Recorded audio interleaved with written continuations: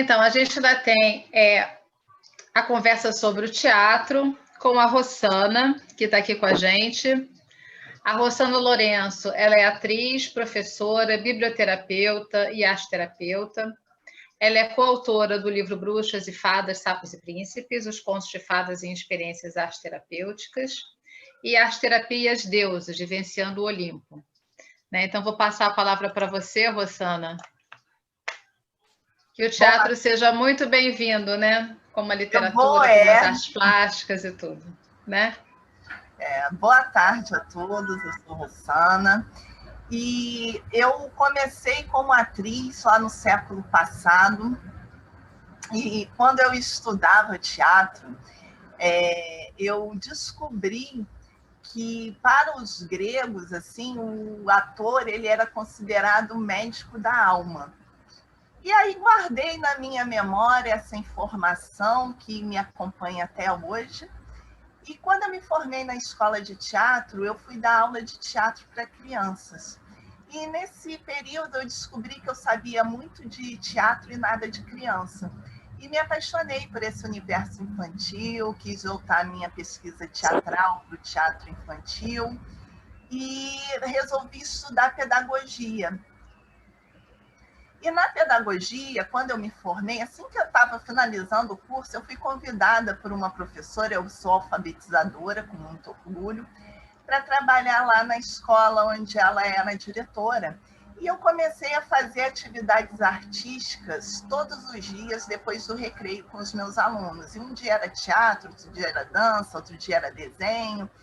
E eu comecei a perceber o efeito terapêutico da arte, porque até então eu via a arte apenas como atriz. E as psicólogas da escola sempre iam na minha sala me perguntar o que eu estava fazendo, que as crianças estavam tão concentradas, tão tranquilas.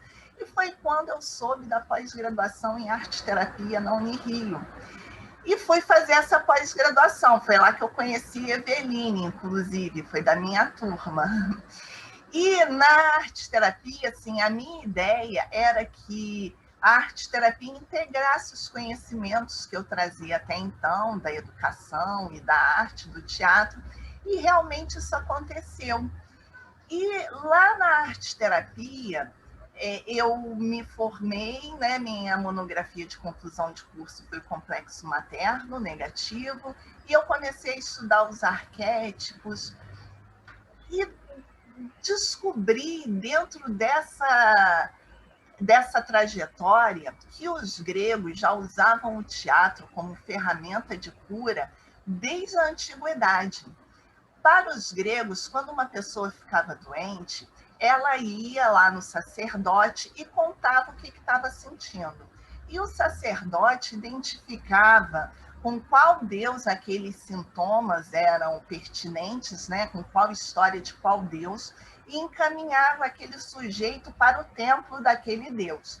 E o trabalho de cura começava justamente com uma peça de teatro onde era encenada a história daquele deus, e através da catarse que o teatro proporciona, se começava o primeiro passo daquela cura, e depois aquela pessoa era encaminhada para outros tratamentos.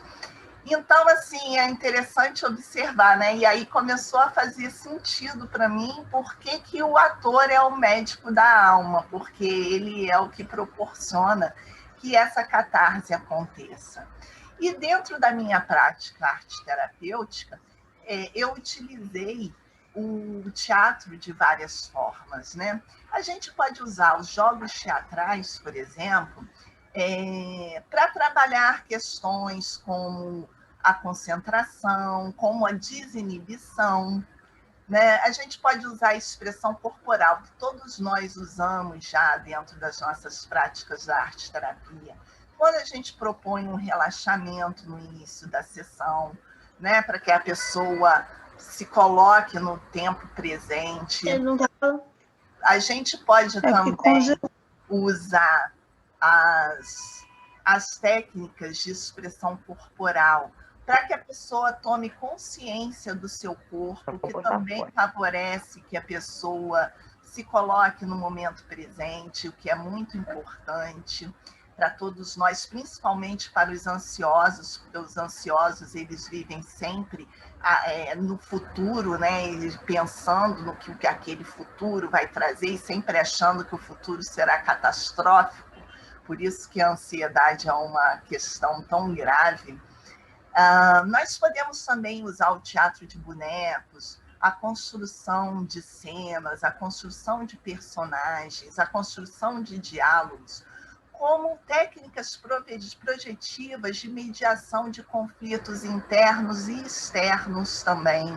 Eu já tive uma paciente que tinha uma questão com o marido e que nós construímos uma cena onde ela dizia para aquele marido as coisas que ela não conseguia dizer, né? E aí, naquele tempo, a gente ainda não tinha celulares tão potentes como nós temos hoje, mas aí nós gravamos um CD dela falando essas coisas, e aí ela levou para dar de presente para o marido.